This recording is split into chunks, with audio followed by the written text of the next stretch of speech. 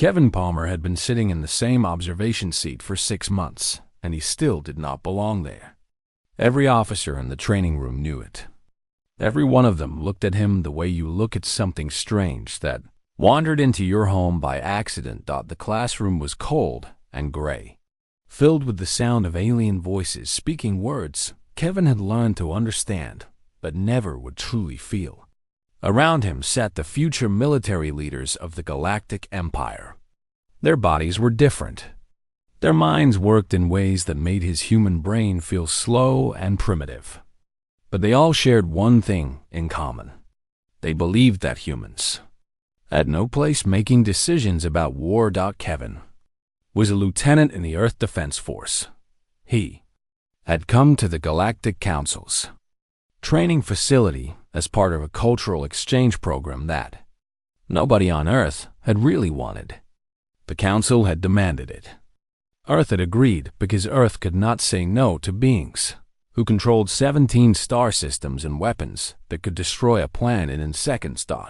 So, here he was, the only human in a room with 400 aliens, watching people who had been fighting wars for thousands of years learn tactics that seemed stupid to him. Commander Vex was speaking about warship positioning. Vex was old, maybe the oldest being Kevin had ever seen.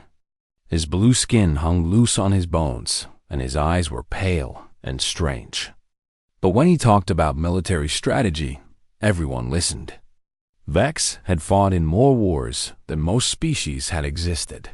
The hologram in the center of the room showed a star system. Kevin could see 3 planets and an asteroid field. The space above the system showed the placement of what the Krell called a defensive fleet. The ships hung in the air like a dome, all pointing outward toward the space beyond the system. Kevin frowned. It was not a conscious decision. His face just made the expression while he watched the formation. Commander Vex continued talking. His voice was calm and old. He explained how the fleet would detect any enemy approach from beyond the system. He talked about firing angles and response times. He talked about how this formation had protected crawl space for 17 centuries. But Kevin could not stop looking at the asteroid field. The asteroid field was exactly what he had learned to fear. On Earth, anything hidden was dangerous. Anything you could not see had teeth. A predator hiding in high grass could kill you. A storm that came from over the mountains could destroy everything you had. Kevin had grown up in a world where the things that killed you hit first and struck second. The human brain was wired for it. Kevin could not shut it off, even if he wanted to. His eyes kept going to the dark places. His mind kept asking the question that nobody here wanted asked. What was hiding in the asteroid field? The Vazan officer to Kevin's left made a sound that was almost a laugh. The Vazan had insect skin that shined in the light, and too many eyes that never looked at Kevin with anything but contempt. The Vazan whispered something to the officer next to him, and both of them glanced at Kevin with the kind of look that meant they were thinking what they always thought. This human does not understand anything. Kevin knew he should keep silent. He had learned that keeping silent was safer. In 6 months, he had asked maybe 5 questions. Everyone had gotten used to him being quiet. Everyone had gotten used to pretending he was not their dot, but the asteroid field would not let him be silent. When the question came out of his mouth, it surprised even him. "Sir, I have a question about the positioning." The room went quiet. Not the quiet of conversation stopping. The quiet of something that should not speak suddenly making a sound. Commander Vex looked down at the human from his high seat. The ancient Krell commander's expression did not change, but something shifted in his eyes. Interest, maybe, or annoyance. Kevin could not tell. "Yes, Lieutenant Palmer. You have a question?" Kevin stood up, because that was the protocol when you spoke in the classroom. His legs felt weak, and his heart was beating too fast. He knew what would happen if he was wrong. Humans were not supposed to understand military strategy. Humans were not smart enough to see what the great minds of the galaxy had missed. Kevin walked to the hologram and looked at it more closely. He turned it slowly, looking at it from different angles. Every eye in the room was on him now. "This formation is defensive," Kevin said. His voice was steady, which surprised him. "Your ships are positioned to see anything coming from here." He pointed to the space above the system. "But I have a question, sir. Why are your warships exposed here?" Kevin pointed to the asteroid field. For a long moment, nobody moved. Nobody spoke? The silence was so thick that Kevin could hear his own breathing. The Vazen officer made a sound that was definitely a laugh now. Another officer from a species Kevin did not know made a gesture that meant dismissal. But Commander Vex did not laugh. The ancient Krell leaned forward in his seat. "Explain what you mean, Lieutenant. Your people have barely left their world. Your military has only 100 years of experience in space. How do you see something that my strategists have missed?" Kevin pointed at the asteroid field again. "I come from a predator world, sir. Everything on Earth hunts, everything hides. I learned early that the thing you do not see is the thing that kills you. Your fleet is arranged to face enemies that approach from the open space.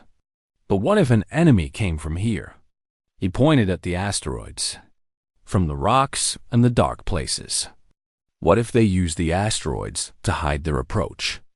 Your ships are all facing away from them. Your ships are all exposed from this angle." Kevin turned the hologram to show the fleet from the side. From this angle, you could see what he meant. The formation that looked strong from above looked weak from below. The ships that seemed protected actually had no defense against something coming up through the asteroid field. Commander Vex was silent for a long time. Then the ancient Krell stood up. He was very tall. Kevin felt small looking at him. "The human is correct," Commander Vex said. His voice was flat and hard. "This formation was written 400 years before I was born. It was called perfect strategy. And a human child has found the flaw in 100 generations of doctrine." The commander looked at the assembled officers. "This is why the Galactic Council approved the human exchange program. Not because humans are superior, but because they see what we have stopped seeing. They think like creatures that must survive, not like creatures that have already won." Commander Vex looked directly at Kevin. "Lieutenant Palmer, I want you to help me understand something. Why did you see this when my entire race did not?" Kevin took a breath. "On Earth, sir, nothing stays dead for long. Whatever you kill, something else comes to eat it. Whatever you build, something tries to destroy it. We learn to look for the hidden threat because the hidden threat is always there. We never learned to trust that we had already won. Because on Earth, you never have." The ancient Krell commander nodded slowly. "Then perhaps," he said, "the galaxy has much to learn from a predator world." The message came to Kevin's quarters in the early morning shift. The council wanted a presentation, not a small discussion with Commander Vex and the training staff. A real presentation with strategic advisors and military leaders from dozens of species. Kevin had 12 hours to prepare. He had not slept. Instead, he had worked with Commander Vex all through the night cycle, running simulations through the Council's tactical computers. The results made Kevin's stomach hurt. In over 200 different combat scenarios, the old defensive formation failed in 47% of cases. In scenarios using the positioning Kevin had recommended, the success rate jumped to 83%. That was not a small difference. That was the difference between living and dying. That was the difference between keeping your world safe and losing everything. Kevin sat in a small room off the main presentation chamber and tried to breathe slowly. His hands were shaking. He had given presentations before, but never to beings who could change the course of history with a vote. Never to beings who would judge not just his words, but his entire species based on what he said in the next hour. Commander Vex entered the room. The ancient Krell sat down slowly, his movements careful and deliberate. Kevin had learned that the Krell aged differently than humans. Vex might have looked ancient, but he was also incredibly strong. Age in the Krell meant experience and power. "You are nervous," Vex said. It was not a question. "Yes, sir. I am going to tell the entire council that their military doctrine is wrong. I am going to tell them that things they believed for centuries are mistakes. I am one human with a few hours of education about your world. How do I have the right to say that?" Vex looked at Kevin for a long moment. "You have the right because you are correct. The question is not whether you have the right to say it. The question is whether the council has the courage to hear it." The presentation chamber was very large. Kevin could feel it before he saw it.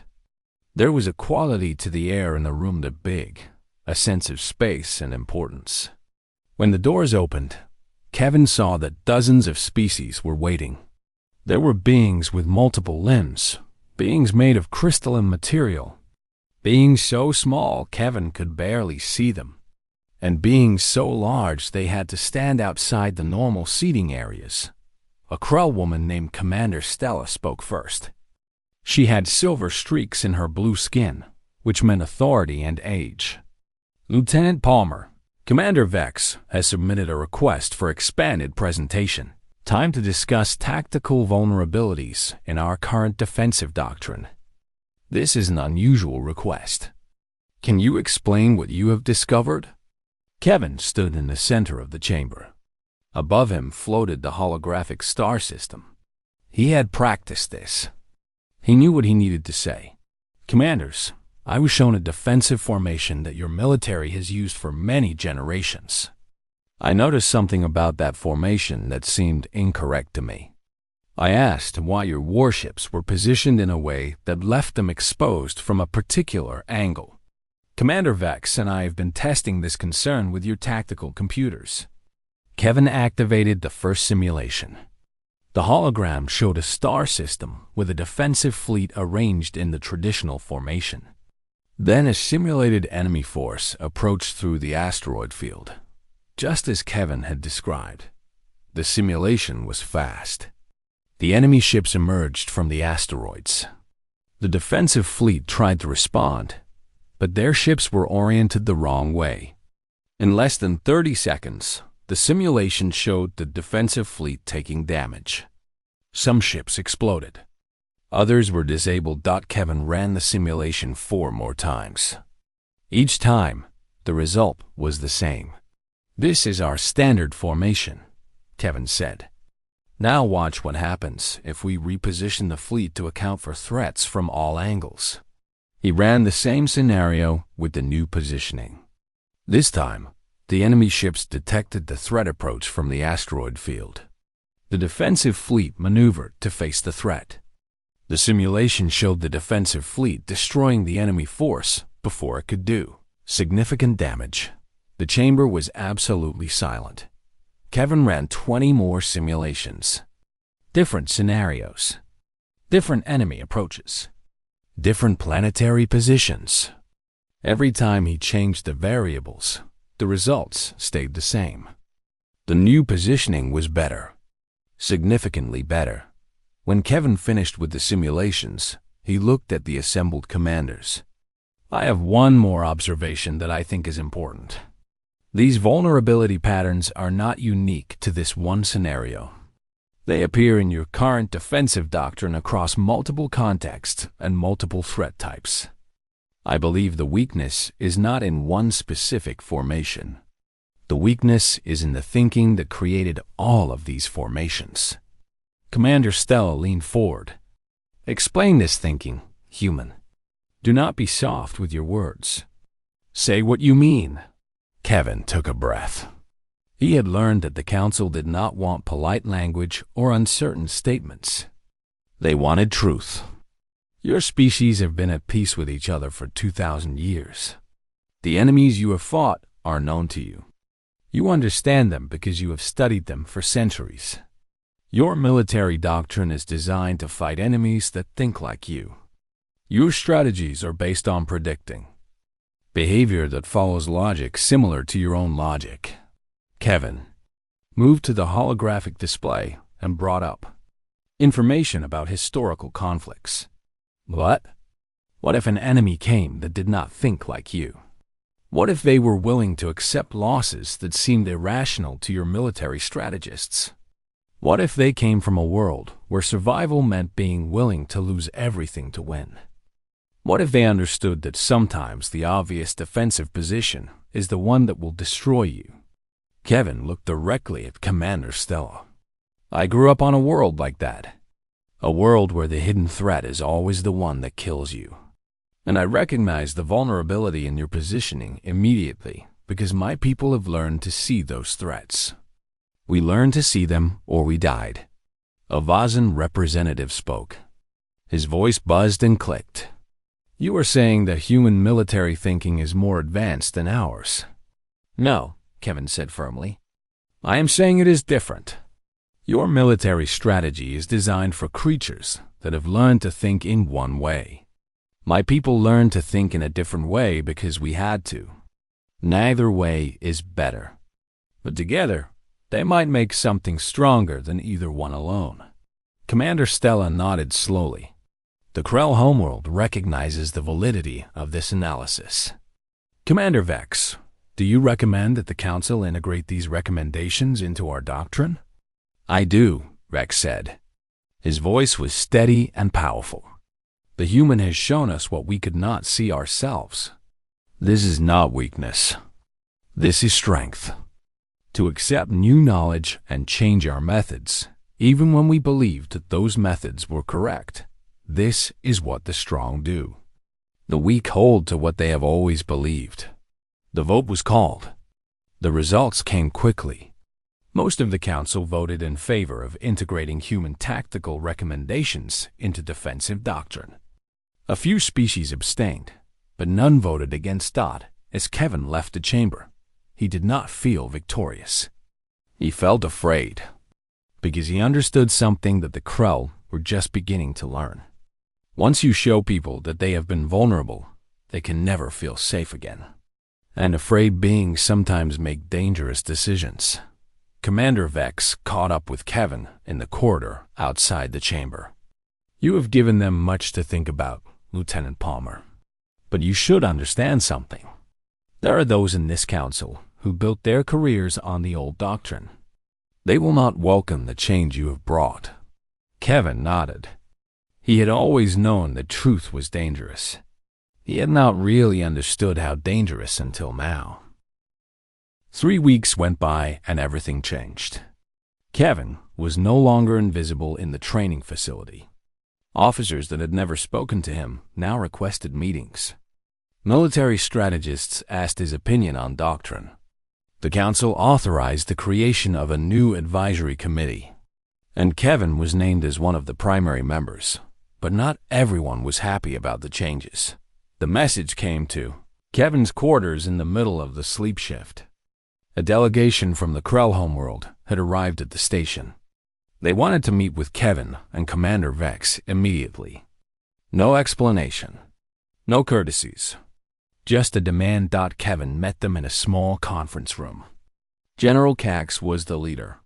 Cax had a scar that ran from one eye down the side of his face, and he carried himself like violence was always waiting just beneath his skin. The other officers with him were younger, but they all had the same hard edge to their movements. Cax did not sit down. He stood at the head of the table and looked at Kevin like Kevin was something that had died on the road. Your species has caused significant disruption in Krell military organization, Cax said. His voice was low and controlled. In 3 weeks, you have made the Council question strategies that have protected our people for 2,000 years. You have made our military leaders doubt themselves. You have made them afraid. Commander Vex tried to speak, but Cax raised a hand. The movement was abrupt and harsh. I will continue, Cax said. The human came to this station as an observer. He was supposed to learn, not teach. He was supposed to be impressed by our strength, not point out our weaknesses. Instead, He has made the entire Galactic Council wonder if the thing that has protected us is actually making us vulnerable. That is a very dangerous thing to do. Kevin kept his voice steady. General, I simply answered a question about military positioning. I did not create the vulnerability. It was already there. Exactly, Cax said. His scarred face twisted into something that might have been a smile. You found a vulnerability that has always existed, but nobody had thought to look for it. And now that we know about it, we cannot unknow it. Now every military leader in this council is wondering what else they have missed. Now they are all afraid. Cax walked around the table and stood directly in front of Kevin. This close. Kevin could see that the scar on Cax's face had come from something sharp and powerful. It had left deep marks that had never healed properly. Fear spreads through an organization like infection. And right now, this council is infected with the fear that it has been wrong for thousands of years. That fear will weaken us. And if an external enemy learned that we were weakened, if they learned that our military leaders were questioning themselves, they would attack. They would attack, and they would destroy us. Commander Vex stood up. His movement was slow, but filled with authority. General Cax, you are saying that we should have remained ignorant of the vulnerability in order to maintain the appearance of strength. I am saying, Cax replied, that a military that doubts itself is a military that will fail. You have made these officers doubt. The human has made them doubt. And doubt in a military leader is a death sentence. Cax turned to leave, then stopped. You should understand something, Commander Vex. There are officers in this military who have built their entire careers on the doctrine that this human has undermined. They had security. They had authority. They had everything they believed they had earned. Now all of that is in question. Those officers will not forgive the human, and they will not forgive you for supporting him. After Cax left, Vex and Kevin sat in silence for a long time. He's not wrong, Vex said finally. There are those who will see you as a threat. You have taken their certainty from them, and people do not forgive that easily. But Kevin was not removed from the advisory committee. Instead, his position was strengthened. The council authorized more resources for research into the tactical recommendations. Fleet commanders submitted data showing that the new positioning systems were more effective than the old ones. Military academies began retraining officers in the new doctrine. What Cax had warned about did happen, though. Officers who had built their careers on the old strategies began to resist the changes. They submitted reports suggesting that the new doctrine was untested and dangerous. They argued that switching defensive systems would create confusion and weakness, but the data did not support their arguments. Every simulation, every test, every analysis showed that the new positioning was better than the old. Kevin found himself working constantly. Military strategists from a dozen different species came to him with questions. They wanted to know how a human mind perceived military problems differently. They wanted to understand how Kevin saw vulnerabilities that their experts had missed. The answer was always the same. Kevin saw them because he came from a world where you had to see them or you died. Humans had not spent thousands of years at peace. Humans had spent their entire history fighting something. Fighting weather. Fighting other humans. Fighting predators. Fighting disease. Fighting scarcity. And that history had left marks on how the human brain worked. Kevin could look at a defensive position and immediately ask, what is trying to kill me? What am I not seeing? Where is the danger I cannot perceive? The Krell had learned to ask, what is the logical threat? What threat have we seen before? Those were different questions, and they led to different answers. A month after Cax's visit, the Krell military officially adopted the new defensive doctrine across the entire fleet. Other council members followed. The transformation happened faster than Kevin expected.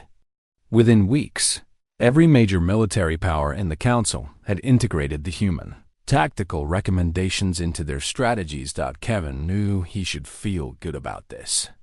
He had accomplished what he came to do. He had shown the galactic military something they could not see themselves. But Vex was right about something else. There were those who did not forgive. Officers began transferring to distant posts. Some retired early. A few requested assignments to the front lines, where they could still fight using the old doctrine before they were forced to learn the new one. In the military bar one evening, Kevin overheard two officers talking. They did not know he was listening. "The human has changed everything," one of them said. "My entire career was built on understanding the old formations. Now I am obsolete. Now I have to go back to school and learn to think like a predator." "At least we are learning it," the other officer replied. "At least we have the chance to adapt. If we do not adapt, the next enemy that comes through the asteroid field will show us exactly how obsolete we really are." The first officer was quiet. Then he raised his drink. "To the human, then. To the creature from the predator world that made us remember we are not invincible." They drank together.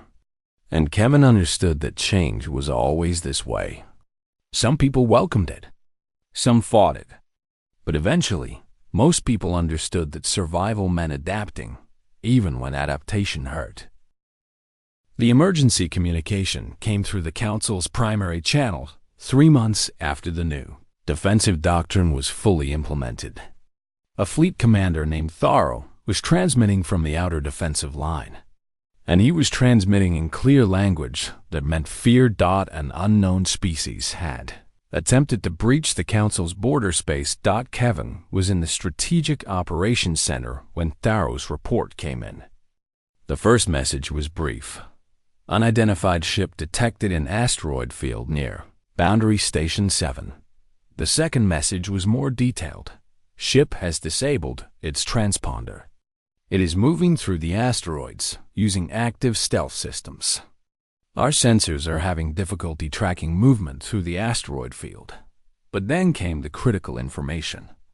The unknown vessel is approaching from a vector that would have been completely undefended under the old defensive doctrine.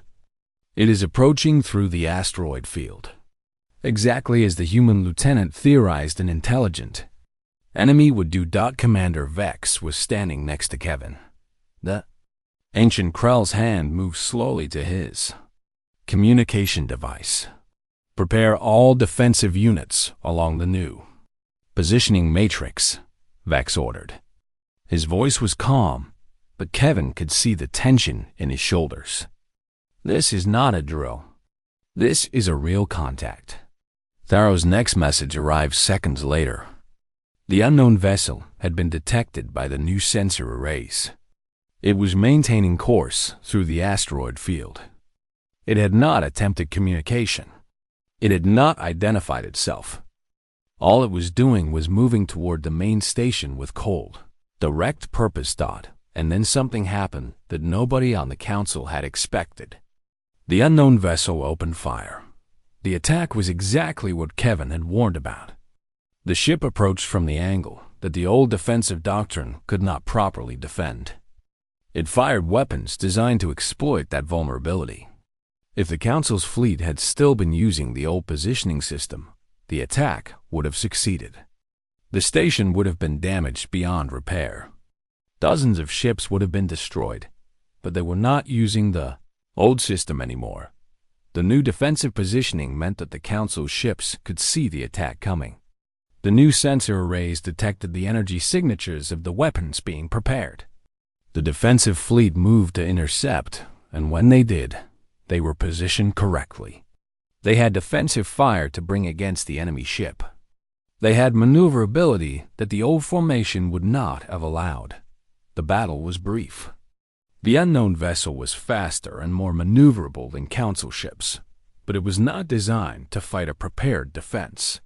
When it realized that it could not break through the defensive line, it tried to run. But the Council's interceptor ships, positioned to prevent exactly this kind of escape route, cut off its retreat. The unknown ship was disabled and captured before it could jump to hyperspace. When Commander Tharo's final report came through, his voice was shaking with something that might have been fear or might have been relief. Stations are secure. Vessel is disabled. No massive casualties. Defensive positioning saved this station. If we had been using the old doctrine, the enemy would have broken through. Kevin felt something in his chest release. He had been right.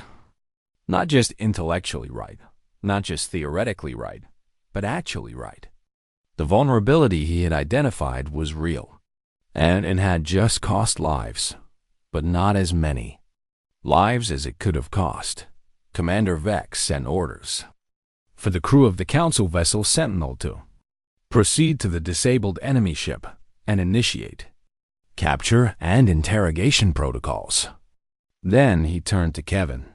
"You should go," Vex said simply. "You should see what you have prevented." Kevin did not want to go. He wanted to stay in the safety of the operations center, where everything was just data and information. But he understood that Vex was right. He needed to see the consequences of his advice. He needed to understand what he had actually done. The enemy ship was strange. It had a design philosophy that Kevin had never seen before. The hull was angular and sharp, as if it was designed to look dangerous. The weapons were mounted in patterns that seemed inefficient to Council standards. But Kevin understood that they were arranged to maximize firepower in directions that conventional defensive doctrine would not expect. Inside the ship, Kevin found the crew. They were humanoid in basic structure, but different in every other way. Their skin was gray and thick. Their eyes were large and dark. Their hands had too many fingers. One of them was still alive.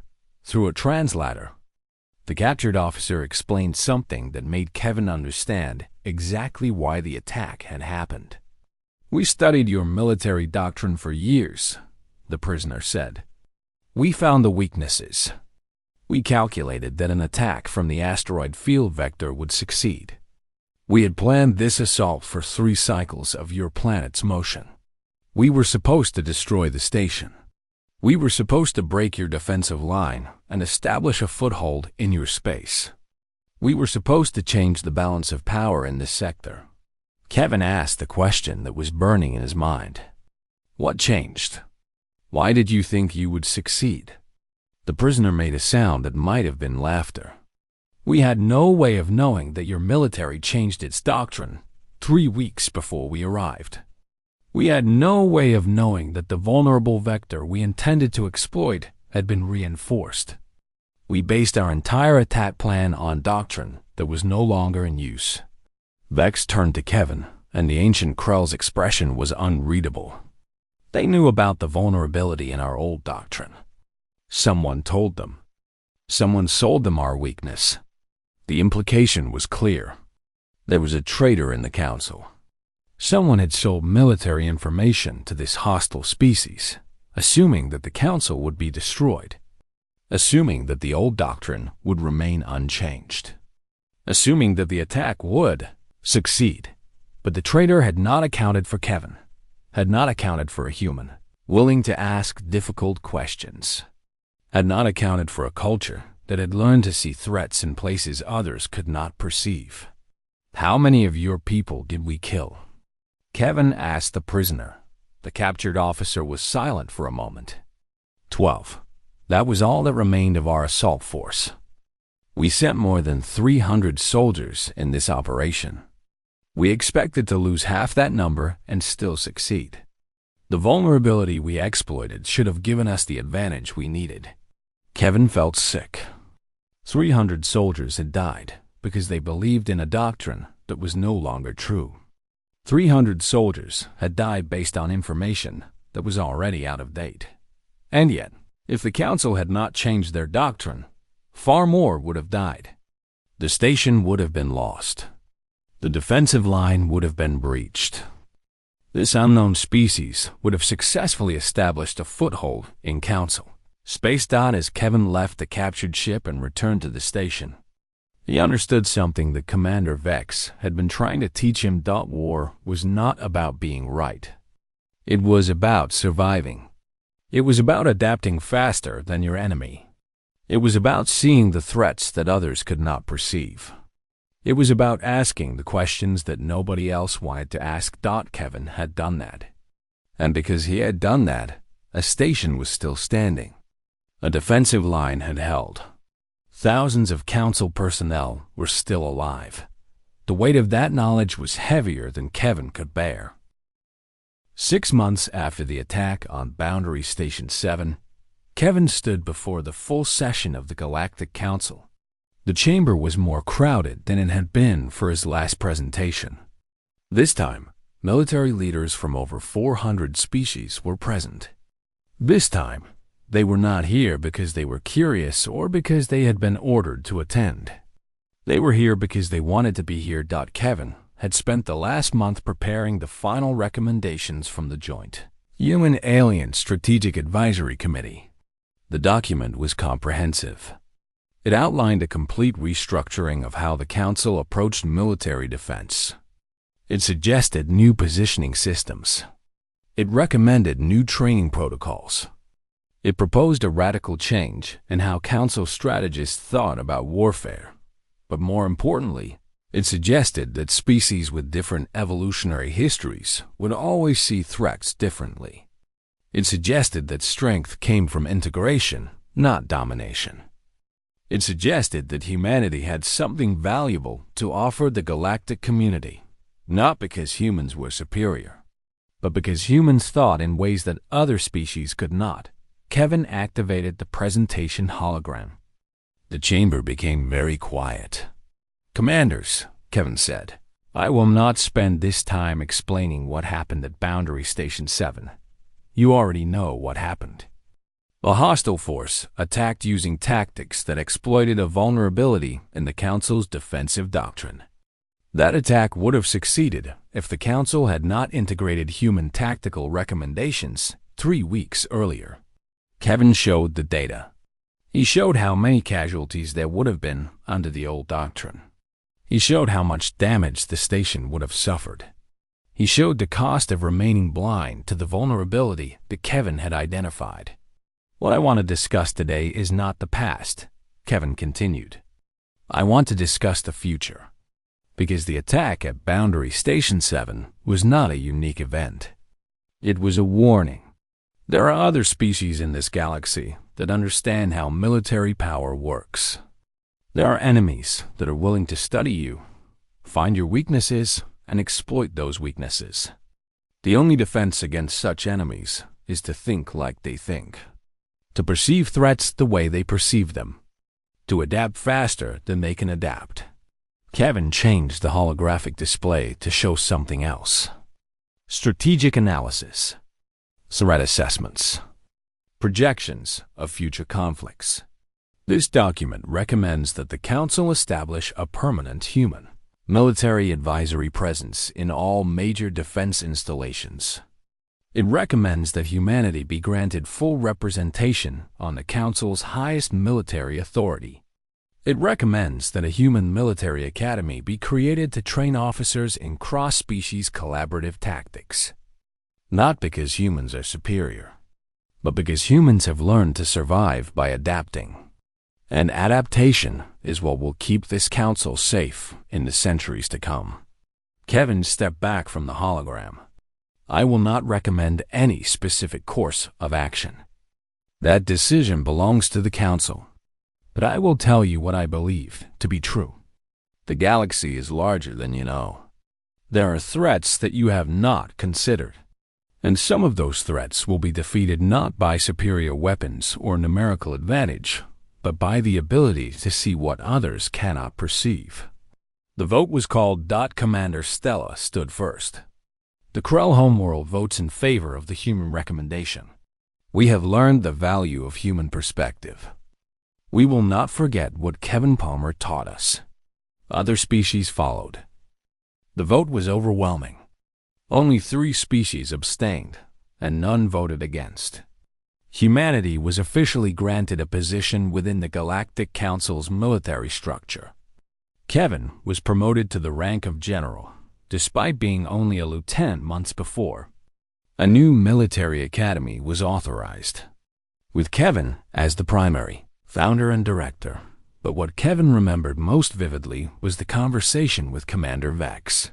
After the vote concluded, they stood on the observation deck, looking out at the stars. The same stars that Kevin had been staring at for 6 months, trying to understand a galaxy that made no sense to him. "You have done something remarkable, Kevin Palmer," Vex said. His ancient voice was calm and reflective. "You have made the Galactic Council see itself clearly for the first time in 3,000 years.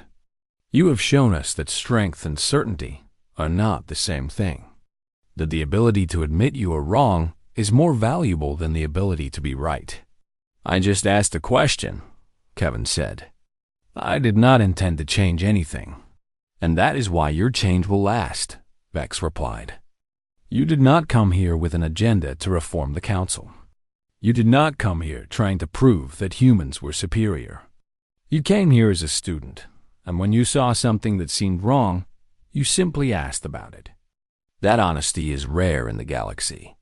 That willingness to question authority when you see danger, that is even rarer." A message came through to Kevin's communication device. It was from Earth.